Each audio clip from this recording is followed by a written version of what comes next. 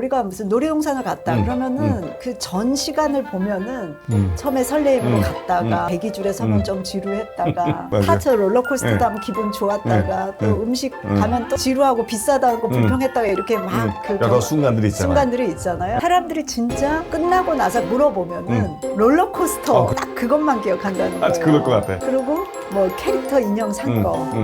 그래서 평균으로 이건 환산될 수 없다. 그 특별한 순간의 강도가 얼마나 중요하냐. 그러네. 이게 중요하다. 순간의 강도.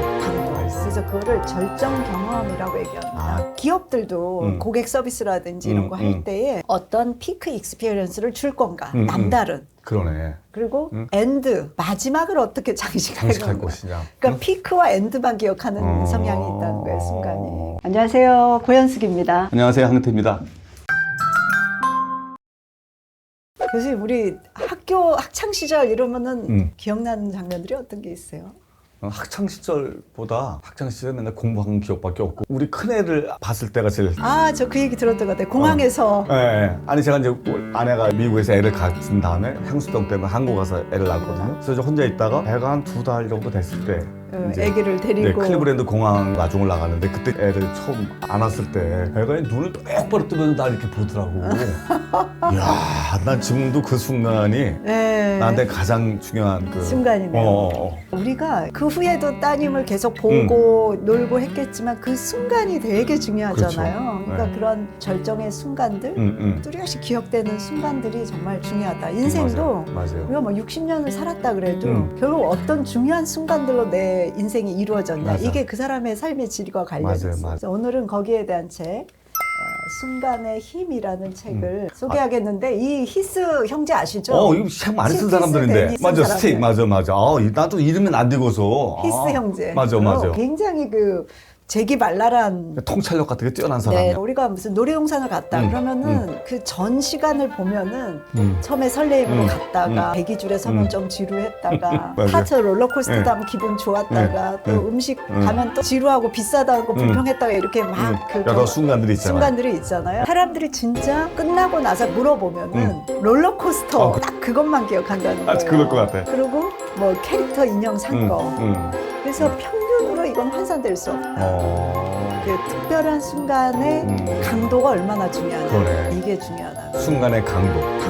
그래서 그거를 절정 경험이라고 얘기합니다. 기업들도 고객 서비스라든지 이런 거 할 때에 어떤 피크 익스피리언스를 줄 건가. 남다른. 그러네. 그리고 엔드, 마지막을 어떻게 장식할 건가. 것이냐. 그러니까 피크와 엔드만 기억하는 성향이 있다는 거예요, 순간이. 그래서 그 피크를 잘 설계한 호텔의 예가 하나 나와요. 매직 캐슬 호텔이라고. 여기 호텔치고는 무슨 그렇게 유명 호텔은 아닌데 처음 듣는 호텔인데. 여기의 특징이 뭐냐면 수영장 있잖아요. 네. 수영장에 누워서 휴식 취하는데 거기에 핫라인이 있어. 전화 버튼만 누르면 딱 연결이 되는데 그러면은 직원이 아이스바 있잖아요. 아이스바 좋아하시죠? 아이스바 싫어하는 사람 없잖아. 그게 한 뭐 10몇 가지를 딱 그 있는 메뉴판이 있어. 그걸 하면은 쟁반에 그 아이스바를 딱 갖다 줘요. 야, 그거 괜찮다. 그거 누워서 아이스케이크 하나 딱 아이스케이크 먹으면서 그리고 또 하나의 여기서 하는 그 경험이 세탁물 있잖아요. 세탁물 보통 내놓으면 런더리 해가지고 갖다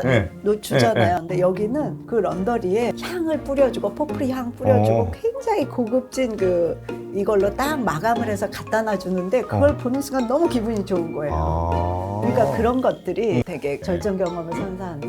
그래서 잊을 수 없는 순간들을 이제 해주고 그런 순간의 힘을 이제 경험하게 하는 것도 사실 따져봤을 거 아니에요. 이 히스 형제가 이런 경험을 걸 줬을까? 줬을까를 했을 때 4가지로 얘기를 해요. 첫 번째가 고향, 엄청 그 뭔가 높여놓는 거야 사람들을. 그다음 두 번째가 통찰, 뭔가 아하 모먼트, 깨달음의 순간. 깨달음의. 그다음에 긍지, 자부심을 느꼈던 어떤 우승의 순간. 특히 이제 여기 그 재밌는 사례가 하나 나오더라고요. 뭐예요? 어느 미국의 고등학교예요. 근데 이 고등학교는 졸업할 때에 매 학년이 졸업반 애들이 해야 되는 게 있어. 그게 뭐냐면 파리대왕이라는 소설 아시죠? 소설 알아요. 그리고 저기 무인도의 소년들이 15살 이런 애들이 남겨져가지고 점점 더 뭐예요? 잔인하고 폭력적으로 그 지배하는 권력의 그 추악한 면을 보게 하는 소설이잖아요. 그 소설을 읽고 인간 본성에 대한 옹호파와 기소하는 파로 나눠서 즉 변호인간과 검사로 나누어서 치열하게 디베이트를 하는데 그 증인도 세워 막. 증인도 불러와. 인간의 본성은 원래 선하다. 이런 거를 입증할 수 있는 증인을 세워서 얘기하고 어떤 쪽에서는 나쁘다는 거야. 나쁘다는 범죄 피해자다 이런 사람들 데려다가 막 세우고 이런단 말이에요. 근데 그거를 승소하고 패소가 절대 결말이 정해져 있질 않아. 그때의 그 졸업생들, 학부모들, 교사들이, 배심원들이 그거를 무죄다, 길티, not guilty를 정해주는 거예요. 그러니까 지금까지의 승패 결과를 보면 거의 반반이에요. 그러니까 학생들이 얼마나 열심히 하겠어요. 그러니까. 자기 그거를 하려고. 근데 이 인간 본성에 대한 재판을 개발한 교사들이 2명이 있는데 그 둘이 이런 걸 해보자고 해서 쭉 끝까지 이제 해오는데 거기에는 정말 재미도 있고 또 승부가 있잖아요. 이기고 지고가 있으니까 더 승부욕도 있고 승부욕이 있으니까 끝까지 열심히 하게 되는 거예요. 학생들에게는 정말 잊을 수 없는 경험을 하겠죠. 그런 것들이 고향이다. 매력이나 보상이 있고 그러니까 그럴 때 안 좋은 게 이런 거예요. 순간의 힘을 깨뜨리는 게 이런 사람들 있잖아요. 아, 양쪽 다 주장 팽팽하고 열심히 했는데 둘 다 상 주자. 이런데 승패가 어딨냐. 그러면 재미가 없어지고 그 순간의 고향이 없어져 버리는 거예요. 그러니까 이 승패를 놔두는 게 중요한. 마이클 파머 교수가 이렇게 얘기한 거야. 교수들한테 우리 다 수업 들었잖아요. 예를 들어서 무슨 개발론도 듣고 저 같은 경우도 뭐 인사조직, 조직행동론 이런 거 듣고 막 하는데 교수들은 원래 자기 그 실라버스가 있잖아요. 쭉 한 학기 동안 가르칠 게 쭉 있는데 그거를 내지 말고 교수가 뭐를 쓰게 하냐면 교수들한테 내 수업을 들은 학생들이 앞으로 3년이나 5년 뒤에 아직도 무엇을 알고 있기를 기대한다. 여기서 이 무엇을이라는 빈칸을 채우게 한 거야. 그게 교수의 포부야. 예를 들어서 제가 이제 코칭의 핵심 역량을 과목을 가르친다. 그러면은 미리 실라버스를 보내는 게 아니라 나는 내 수업을 들은 학생들이 3년에서 5년이 지나도 코칭에 대해서 이것을 계속 알기를 기대한다라는 걸 먼저 쓰게 한 거예요. 핵심 역량 중에 프레젠스와 이제 경청을 계속 기억하고 할 수 있길 바란다라고 썼거든요. 근데 그렇게 하니까 뭐 수학 교수도 이렇게 하면 학생들이 수학을 흥미롭다고 생각하길 바란다. 3년 뒤에도. 또 동물 행동학 교수는 이렇게 써서 나는 학생들이 과학적인 그 연구 방법론을 계속 그때까지도 기억하고 있길 바란다. 이렇게 되니까 그 다음에는 그 학생들이 그거를 유지하기 위해서 어떤 것들을 해야 될까 그 질문들을 준 거예요. 그 실러버스 대신에 교수들이 3년 내지 5년 후에 학생들이 기억할 만한 걸 미리 하고 그다음에 그걸 기억하게 하기 위한 질문들을 했을 거 아니에요. 뭘 해야 이거를 더 기억에 남게 할 수 있을까? 그러니까 그 통찰이 있잖아요. 교수님들이. 그래서 그 강의 계획서가 완전히 달라져네. 바뀌는 거예요. 그게 이제 통찰에 나온 사례인데 참 재미있더라고요. 세 번째는 좀 긍지인데 그 자기 자신에 대해서 긍지를 느끼는 순간 있으셨죠? 기준도 높은데 뭔가를 해냈을 때 느끼는 난 딱 기억나는 사건이 있어요. 어떤 거예요? 제가 자동차 회사 다닐 때 제가 박사학위 소지자지만 연구소에서 갑자기 생산으로 발령을 받은 적이 있었거든요. 근데 이유는 도장 공장의 직행률이 너무 낮은 거야. 불량률이 너무 높은 거야. 근데 여기는 흐름 생산이라 공정이 무너지면 전체 공장이 쓰는 거예요. 계속 50%밖에 안 되니까 우리 사장이 내가 화공학 박사라고 거기 보내는 거예요. 미치겠더라고 정말. 아니 내가 화공학 박사라고 뺑기 본 적도 없는 사람한테 뺑기 공장을 맡긴 거잖아요. 정말 뭐 갔더니 뭐 직원이 400명, 주간 200명, 야간 200명에 나이도 나보다 몇 살 위인 거 평균 연령이 정말 죽을 것 같더라고. 빨리 이 문제를 해결해야지. 이제 제가 컴백을 하잖아. 그래서 정말 죽기 살기로 한 1년 반 정도 걸렸던 것 같아요. 1년 반이나요? 오래 걸렸죠. 1년 동안 엄청 몰입을 하셨네. 1년 동안 했는데 성과가 안 나오니까 우리 사장이 한번 불러서 또 겁박을 하더라고. 한 박사, 당신 박사 아니야? 당신 박사 수당도 받잖아. 막 이러면서. 그래서 어찌됐건 아주 극도의 스트레스 상황에서 문제를 해결했어요. 그래서 그 당시에 사장님한테 제가 돈 1,000만 원을 얻어서 그걸 가지고 손톱깎이 세트를 다 샀어요. 700개를. 그래서 91년 뭐 9월 도장 일부 직행률 90% 돌파 기념. 그래서 쫙 갖고 직원들한테 다 나눠줘.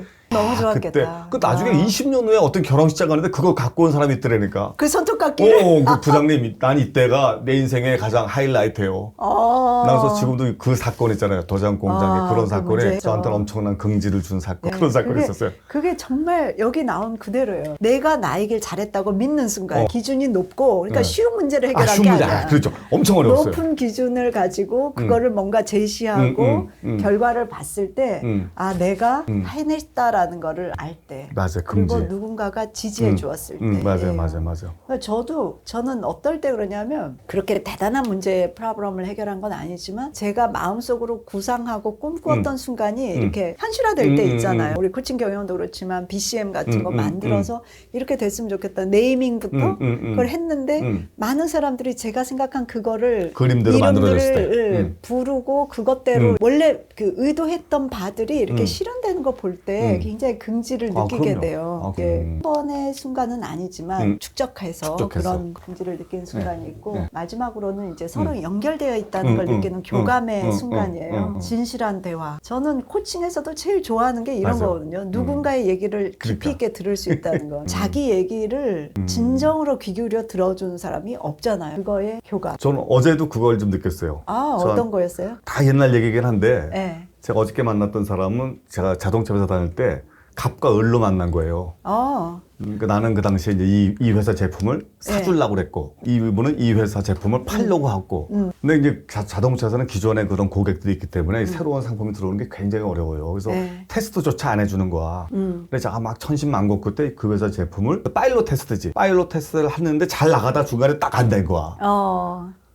그래가지고 이제 나가리가 된 거지 한마디로요. 아우 너무 미안하더라고 이 사람 그동안 시간과 비용을. 근데 나중에 이분이 몇 년 후에 내가 회사 그만둔 다음에 수배해서 만난 거야. 그래서 이 사람이 큰 회사의 CEO가 되는 날 부른 거야. 그래서 제가 한 박사는 왜 불렀는지 아세요? 이러는 거야. 그래서 내가 왜 불렀어? 했더니 그 순간에 얘기하는 거야. 그 분량이 나서 이제 슈퍼가 됐잖아요. 근데 내가 이분을 모시고 남문 앞에 있는 어떤 부대집에 가서 점심 때 소주를 대접했다는 거야. 미안하다 그러면서 둘이서 소주 3병을 먹고 미안하다고 내가 막 계속. 그치. 사실 미안했거든. 근데 그분이 나오면서 자기가 그게 처음 되게 마음에 남았구나. 그래서 이 사람이 이제 몇 년 후에 막 수배를 한 거야. 그래서 수배가 걸려서 이분이 나를 경주에 있는 어디로 불러서 강연을 하고 저녁 때 나한테 그 얘기를 하더라고. 세상에, 야, 그게 바로 이거다. 이게 교감의 순간이야.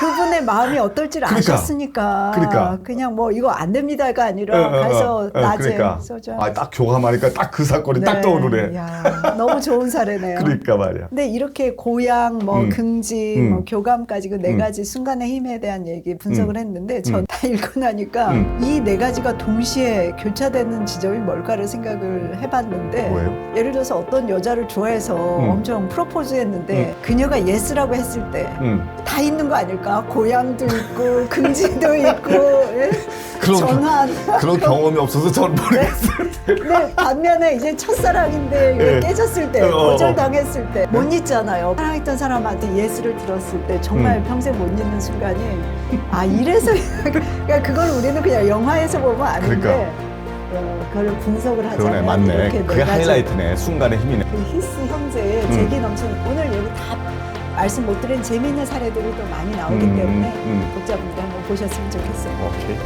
오늘 여기까지 할까요? 예, 감사합니다. 감사합니다.